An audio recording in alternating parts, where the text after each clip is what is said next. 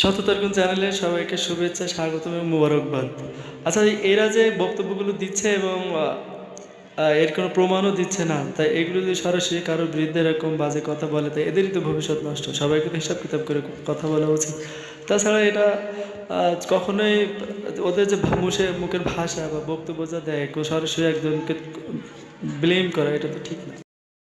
আমার বোনকে ধর্ষণ করা হয়েছিল, ঠিক একইভাবে হাতিয়ায়, একই নোয়াখালীর হাতিয়ায় শাপলাগলিতে ভোট দেওয়ার কারণে আমার এক বোন ধর্ষণের শিকার হয়েছে। আপনারা দেখেছেন নির্বাচনী প্রচারণার সময় যারা 2018 সালে ধর্ষণের সাথে জড়িত ছিল তাদেরকে বিএনপি তাদের নির্বাচনী প্রচারণায় কাজে লাগিয়েছে।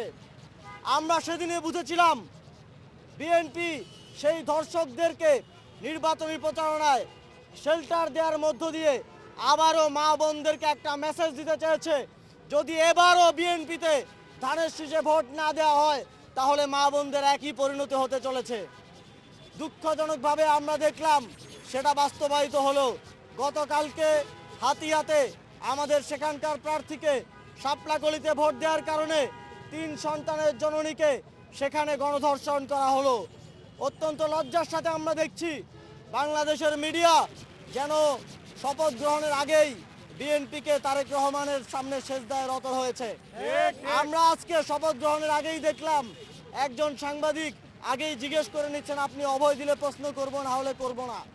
আমরা অত্যন্ত লজ্জার সাথে দেখছি ঠিক যেই উপকরণগুলো শেখ হাসিনাকে ফ্যাসিবাদী করে তুলেছিল সেই একই উপকরণের পুনরাবৃত্তি সারা দেশে ঘটছে।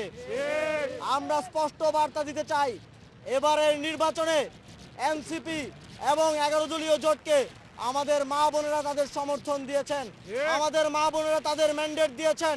তারা আগামীর বাংলাদেশের জন্য 11 দলীয় জোটকে তাদের জন্য নিরাপদ বলে সিদ্ধান্ত নিয়েছেন এবং এই সিদ্ধান্তের শাস্তি হিসেবে বিএনপি ক্ষমতায় আসার আগেই তাদেরকে জায়গায় জায়গায় ধর্ষণ এবং ধর্ষণের হুমকি এবং জায়গায় জায়গায় বিভিন্ন ধরনের ভয় দেখিয়ে, আরেক মিডিয়ায় দেখলাম উপভোগ করার হুমকি দিয়ে তারা এই প্রতিশোধ নিচ্ছে।